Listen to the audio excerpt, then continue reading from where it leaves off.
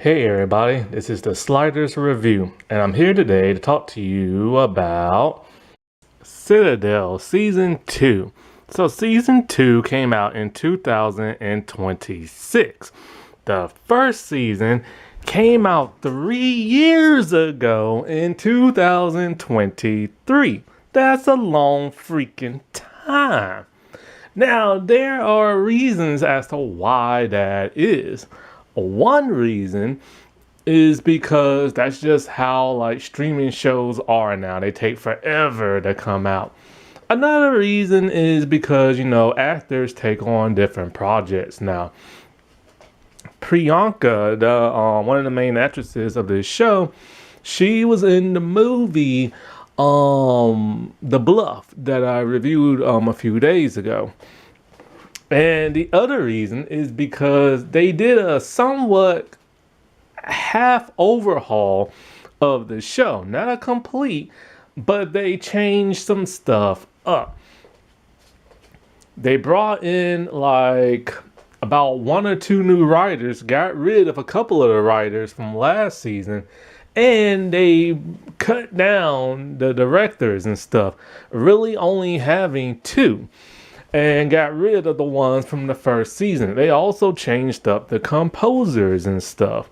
Now, this show was created by Josh Applebaum, but the Russo brothers are the executive producers, with one Russo brother being primarily the sole director of season 2, along with another director. And the reason for that is because season 1 sucks. Season 1 cost $300 million to make. It was the most expensive show on Amazon television, or Amazon Prime, whatever you want to call it. And critics hated this show, myself included. As just a regular person who likes to review stuff, I did not like season 1. Season 1 was way too convoluted and everything. It was just beyond confusing, and just too much stuff was crammed into it. And so, even though they got greenlit, but even though people hated it, it got greenlit for a second season. Mainly because, it was a weekly binge and everybody was just kind of curious to see how it was going to end. So, of course, you got the viewership. So, Amazon thinks it's great. I mean, look at Masters of the Universe. It flopped and they still think it's a success. And there are talks that there might be a sequel. Now, it got greenlit for a second season and it had 2 spin-offs and everything.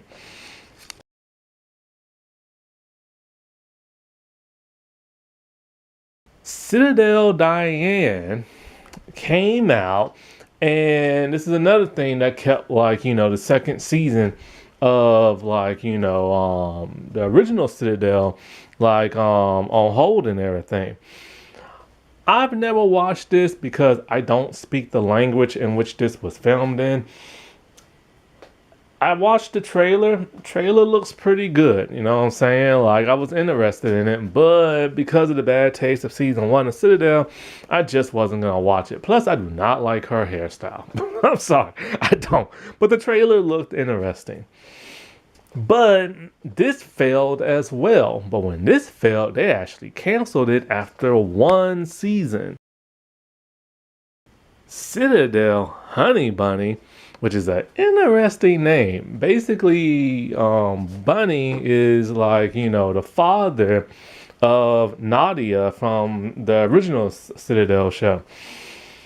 This was an Indian show, and I didn't watch it because, of course, I do not speak the language and everything. However, I did watch the trailer. I could not finish the trailer because it felt like a comedy and everything. A weird, bold take on it, but it was still a spy thriller. It got canceled after just 1 season and everything. So it was kind of like, what is Amazon gonna do? Are they really gonna go ahead with Citadel Season 2? Yes, they did. So, after a dismal first season, after 2 bombs of a spinoff, they still went ahead with that of season 2. And I gotta say, season 2 is a heck of a lot better than season 1. Now, originally, like I said before, I was never ever gonna watch season 2. But one day I was on YouTube and it got recommended season 2 trailer. So I'm all like, if I'm not gonna watch the show, I could at least watch the trailer. That was my mistake. I'm all like, hey, this is actually pretty cool now. Like, what the heck did they do? It feels different. Now, here's the crazy thing. When you watch the trailer for season 2, and many people have said this, it feels like they did a soft reboot of the entire first season. This season, when you watch the trailer, it feels like it revolves around that of Stan Tucci's character and not that of Mason and Nadia.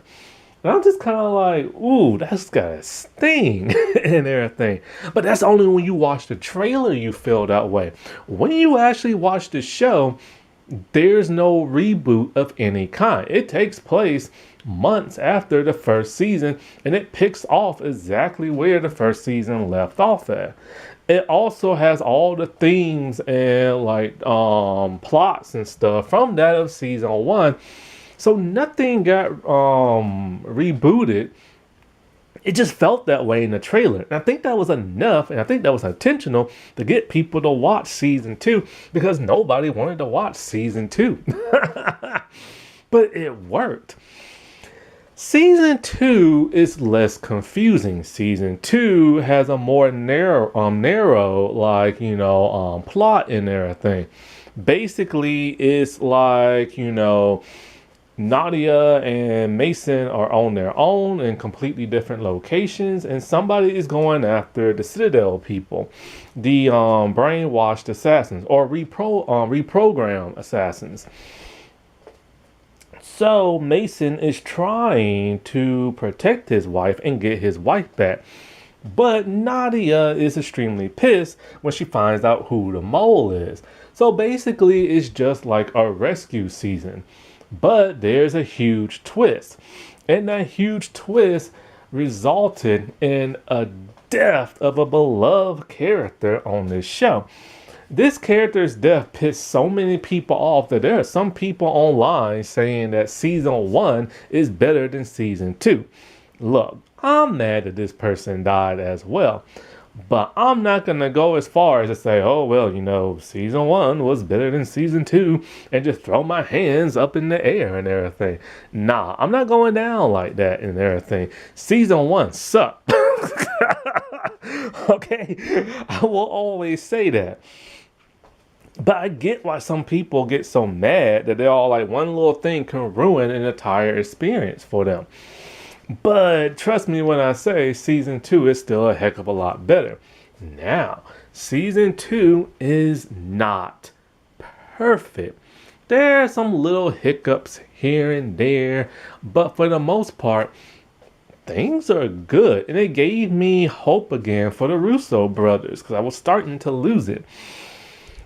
The action is on point, but my problem with the action is that for whatever reason, one of the Russo brothers decided to go back to the late 2000s, close to the 2010s, with shaky cam. And I hate shaky cam.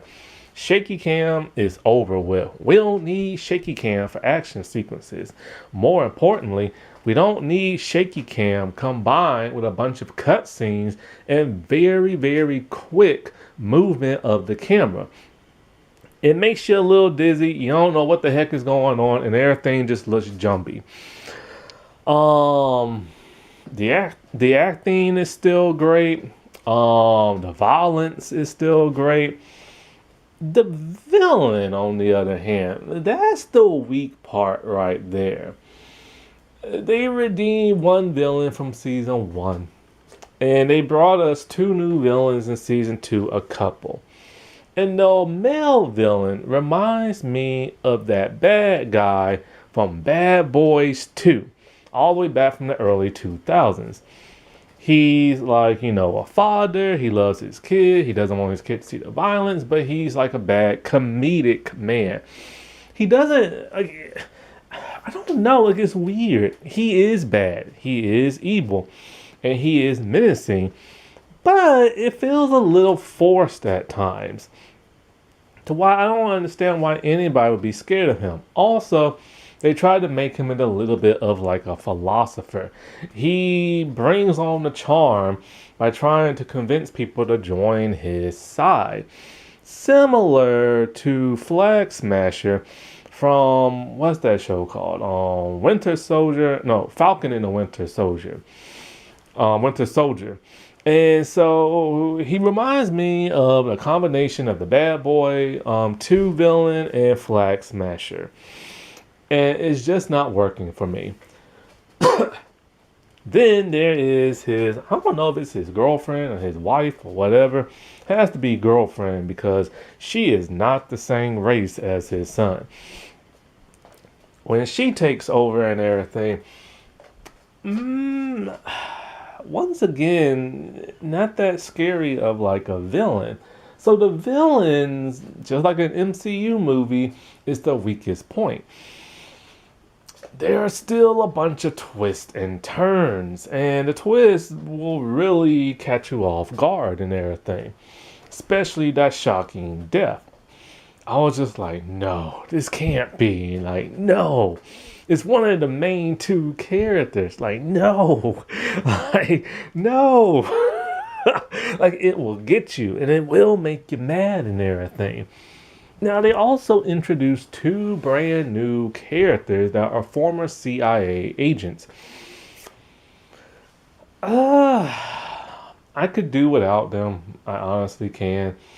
Like, one is like your typical surfer, one's kind of like your typical surfer dude, all American. He even says he likes everything American: women, beer, cars, guns, you know what I'm saying? Like, they was really trying to bring on the bro power with him.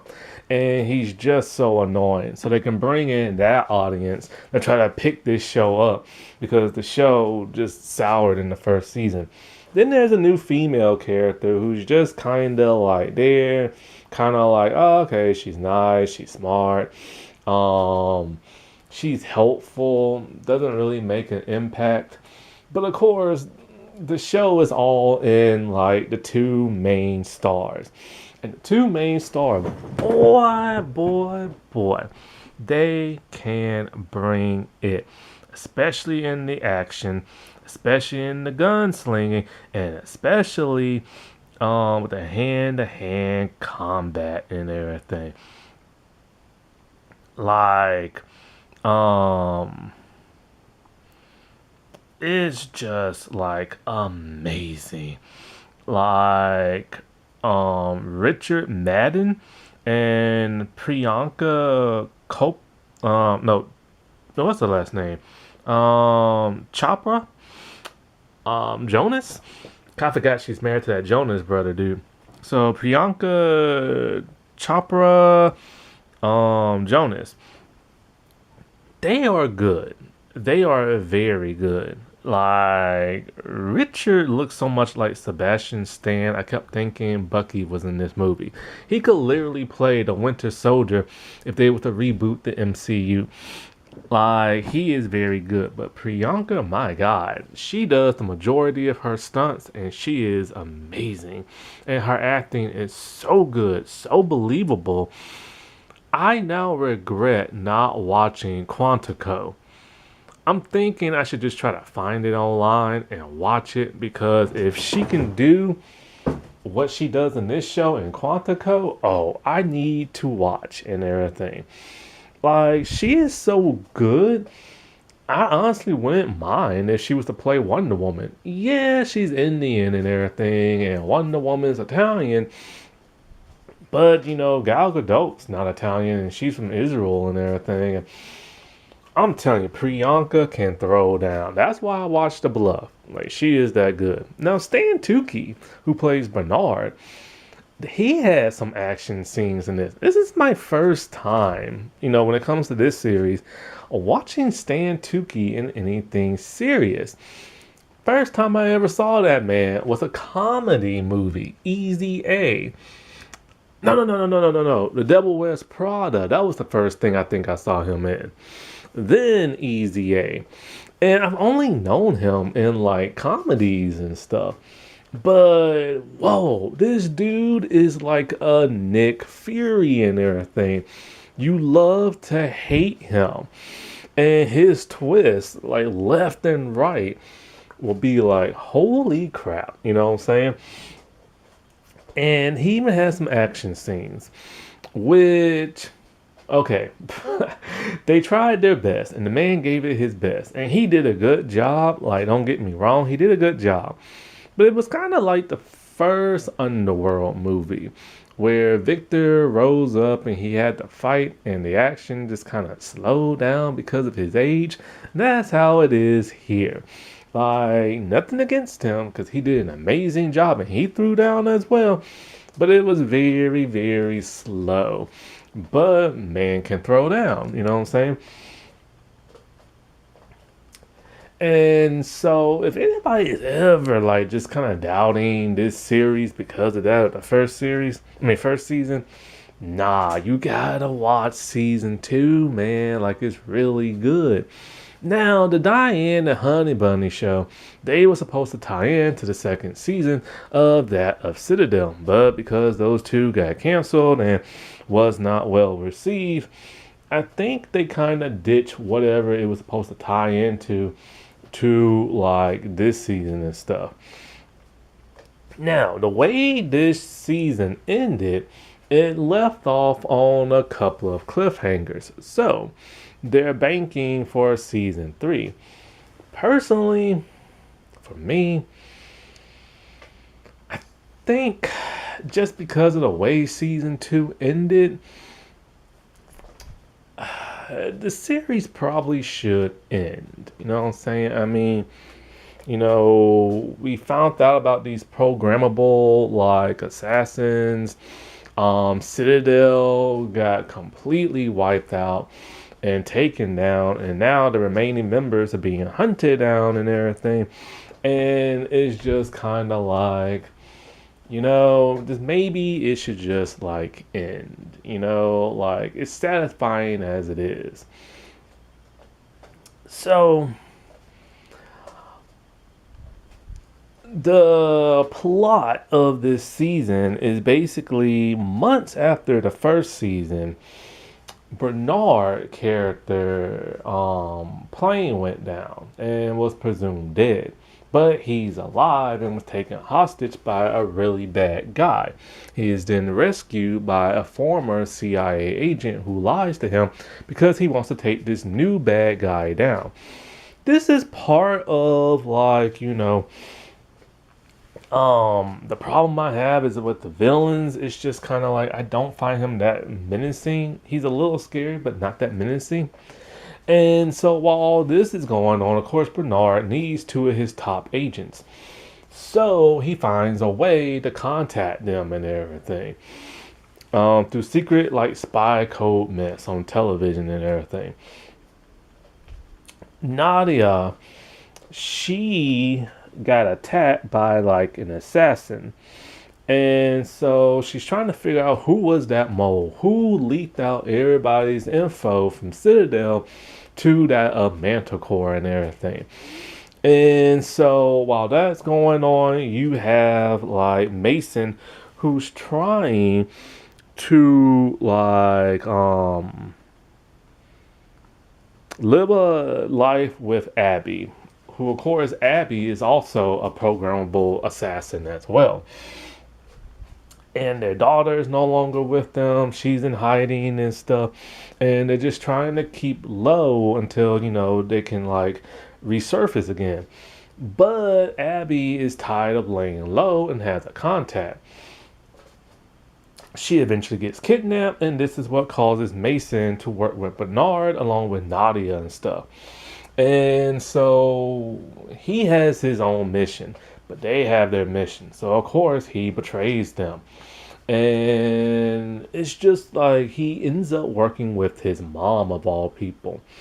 He doesn't like Bernard that much because Bernard, of course, burnt his father alive and everything. He watched it. And but so it's just once again, just like season one, they're working with people they don't like. People are betraying people left and right. And so let's get into that of some character bios because basically, they have to rescue Abby. But like I said before, there are twists.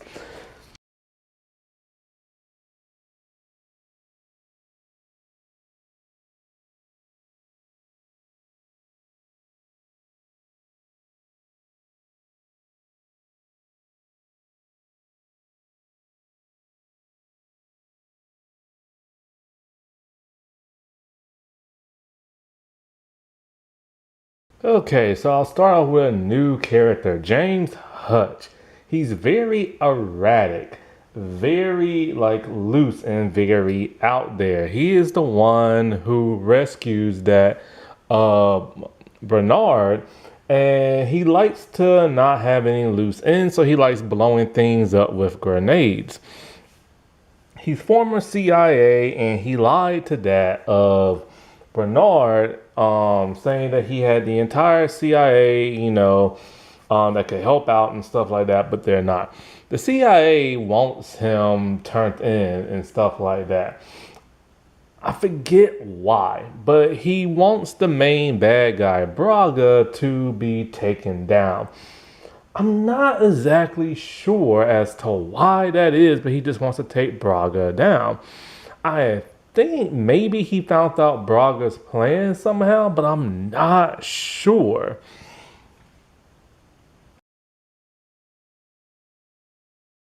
Celine. So she is just kind of there. Like she's former CIA and she was actually hired by the CIA to bring in Hutch. But for whatever reason, she doesn't. She's smart, but you don't really kind of see that. I don't know. It's weird. I'm really drawing a blank when it comes to her. She's kind of just there. Frank Sharp. So I believe he's like a fixer. And he first runs into Nadia. But Bernard wants his help with something because he knows something that has to do with Braga or something like that.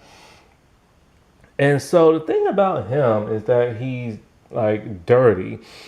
Anybody can buy this guy if they give him enough money.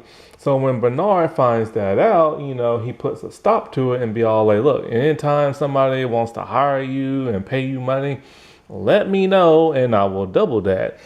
And so Bernard actually hires him to assassinate a world leader so Bernard can get his hands on the satellite. The crazy thing is the main bad guys wanted that same world leader assassinated. Paulo Braga. So he is our main villain, and somehow he finds out about the programmable assassins and stuff. And so he tests it out.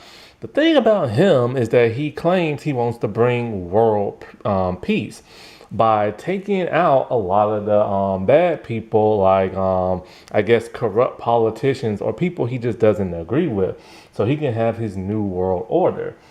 So he needs to get his hands on this master hacker and everything to hack the system of Citadel and activate a bunch of assassins.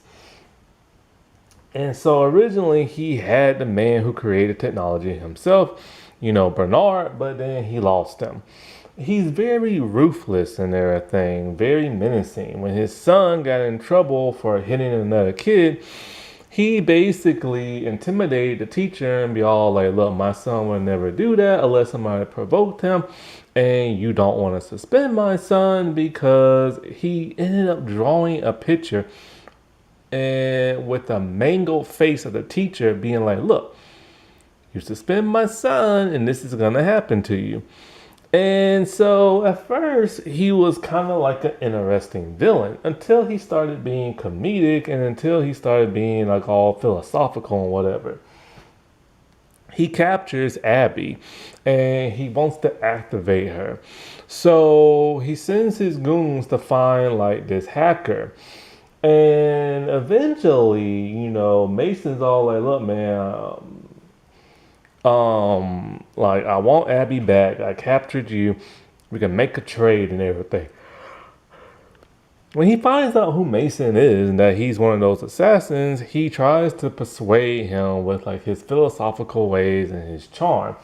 But he starts to like irk that of Mason, talking about Mason's dead father. At that point, Mason just had enough and straight up murdered the dude. And Mason knew he screwed up because in order to get Abby back, he has to have this dude alive to make the trade.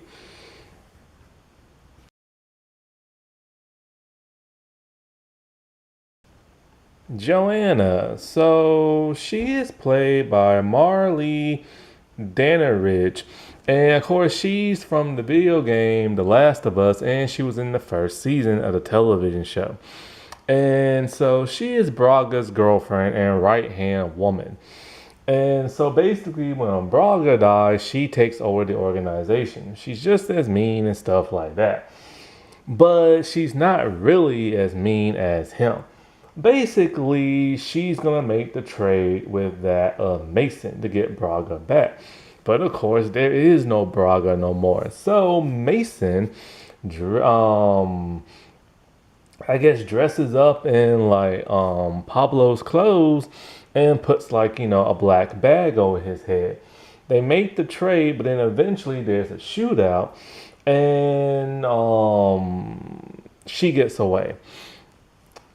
So when she goes, her plan, like I said before, is Braga's plan to assassinate this world leader because this other country wants him like taken out. But she does manage to get her hands on that hacker and is able to activate Abby. And so, because of that, Abby kills a beloved character on this show.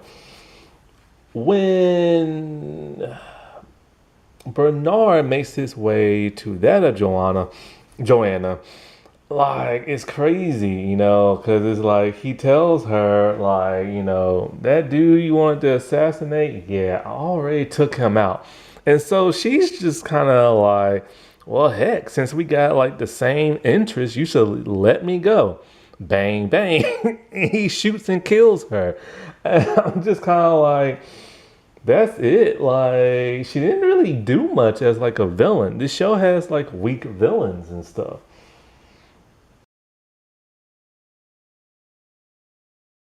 Delilah. So she is Mason's mom, and she's like a UK ambassador and a Manticore agent.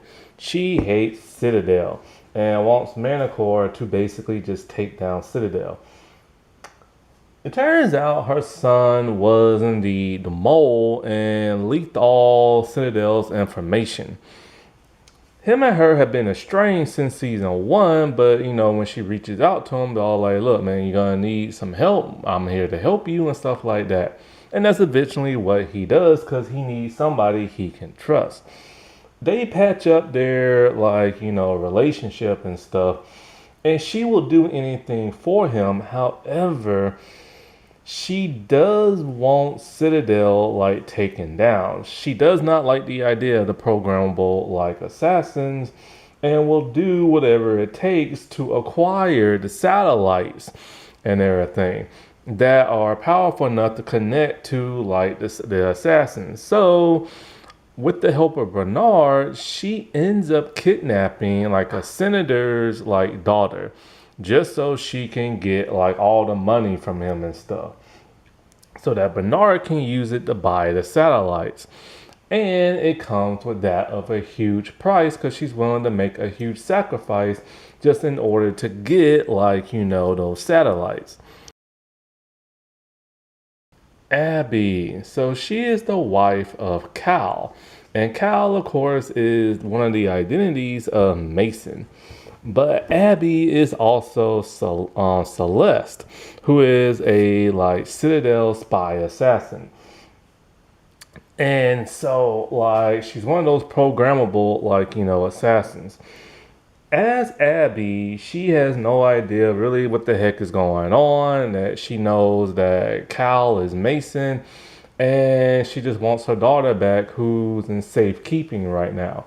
She wants to get as far away from Mason as possible. They're out somewhere in another country, out in like the snow, in like a wooden cabin. He tells her straight up, he loves her, this and that. She decides to escape, and she has a contact. I'm not quite sure who the heck her contact is, but once either Manticore or like Braga people find out where she's at, they find her at a convenience store and they shoot the place up. Mason tries his best to get her back, and she actually helps him fight off like an assassin, but then she is captured by that of Braga's people. Of course, Mason wants to get her back. Well, like I said before, Joanna was successful in activating Celeste. Celeste is just as cold-hearted as can be. Now, Mason had no idea Celeste was activated at first until Celeste tried to kill him and tried to kill that of Nadia and stuff. Was she trying to kill Nadia? I can't remember. But anyway, she ends up succeeding in everything, and she's tasked with taking out that world leader dude. But Nadia is able to stop her, and Nadia is forced to kill her. And that breaks Nadia's heart because that's like one of her closest friends. I think Celeste was, not Abby. But like when Abby was talking to Mason when they're at the hideout and everything, she literally tells Mason, look, if you truly love me, we can leave this, blah blah blah blah. But who do you still love, Nadia and everything? Because of course, he's two different people and he loved both of them at different times, being one of the individual people. It was sad, this whole tragic love triangle story coming to an end the way it did.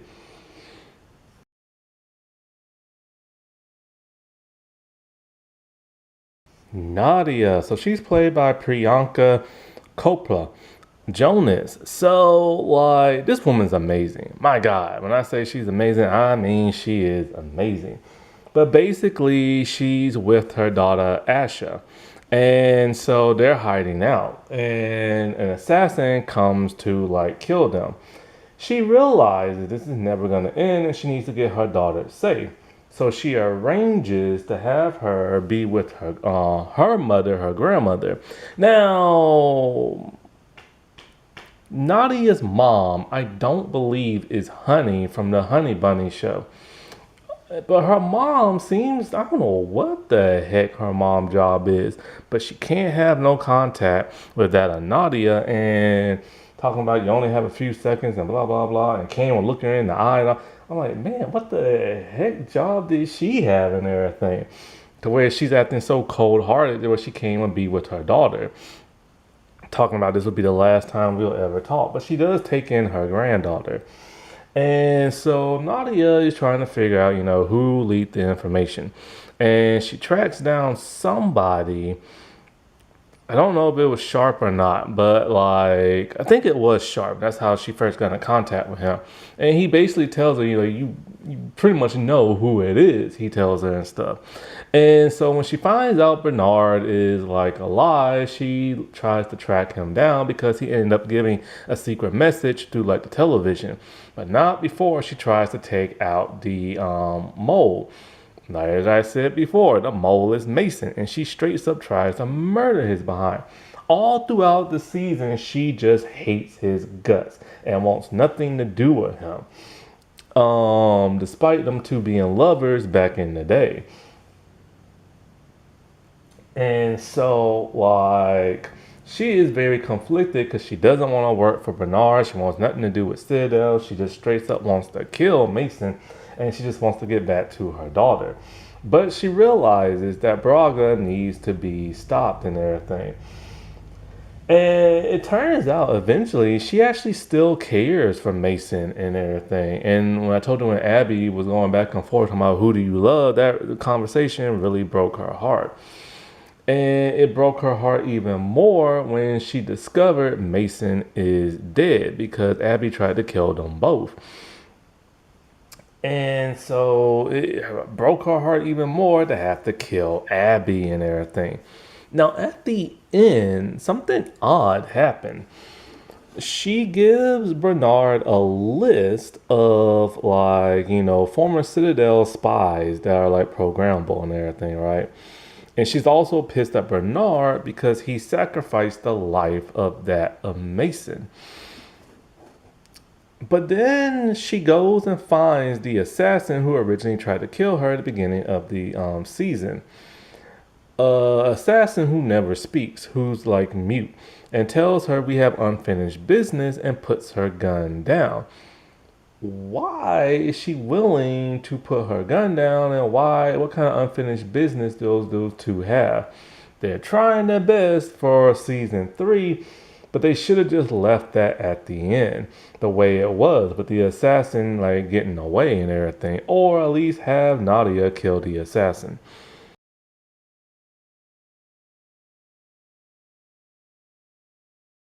Mason, man, poor Mason slash Kyle. The man just wants to be happy with his wife and his child, but he has 2 kids, Asha and that of Hendrix. And Nadia will not let him see Asha and everything. So he never gets to see her before he passes away. And he doesn't even get to see Hendrix, well, once he dies. Like I said before, he can't see none of his kids. And it totally sucks. And his wife wants nothing to do with him. And his former lover wants nothing to do with him either. And he's forced to work with the man who murdered his father. And so, but this dude is a fighter and a trooper through and through. Like, he went through the ends of the earth to try to rescue that of Abby and everything. Even so much capturing Braga and turning his back on, like, Bernard and Nadia and all them. So that was like a huge twist that they did not see coming, and I did not see coming, because they was supposed to get the hacker lady, but he's like, screw that, he's getting Abby back. So, but of course, Braga pissed him off and he murdered him. And the exchange was interesting because he knew there's a chance he might not make it out. But he did make it out. And he was able to get Abby back home, but sadly, she was activated into Celeste, where she straight up just stabbed that dude over and over and over again in the chest with no hesitation and everything. And he lived long enough to help Nadia, and she helped him to the car, but sadly, he just straight up died. Now, some fans believe that like he just like made his heart stopped or whatever to pretend to be dead, but it's not really dead. I'm pretty sure he's dead, but killing him off was a huge blow. You don't want to see that happen. You want this dude to have his happy ending, and it sucked seeing him die, man. But then Abby had to die too, and it's like they both loved each other, but man, it was just tragic, man. Like that, ooh, that hurt so bad. But what hurt even worse is to find out Bernard is the one who set all that up. Bernard, he wanted the satellites, plain and simple as that. And he was willing to do whatever it takes to get those satellites, even if it meant sacrificing that of Mason, which he knew Mason would go to his death because he knew Abby got kidnapped and would probably be like, activated and stuff.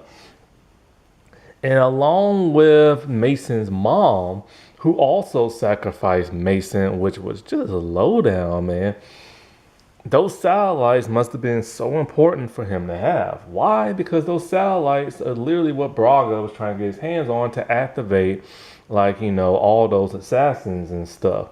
So he literally just like sacrificed the life of that Mason just to get the satellites. That is why he murdered that world leader, because that other country wanted a certain amount of money for those satellites and everything, which is why he had Mason's mom kidnap that senator's daughter to get that ransom money. Nadia is straight up pissed about this and stuff and just wants nothing to do with him, but of course gives him the list of the other Citadel spies.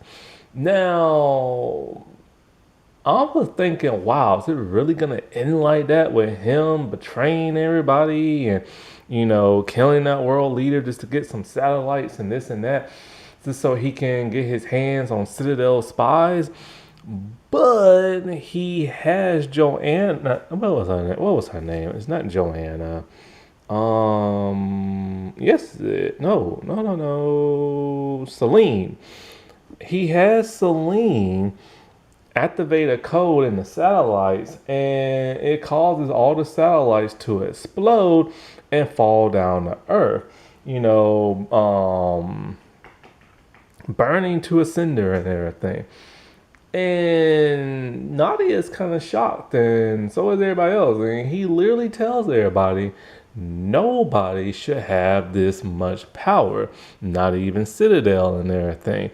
So it turns out that even though his sacrificing Mason was wrong, he did it so that he can get the satellites and make sure no other assassin can be activated and cause harm to people. Because he realized that technology he created was one of the worst things he's ever done. Like I said before, the dude is literally Nick Fury and stuff, and a little bit of Amanda Waller.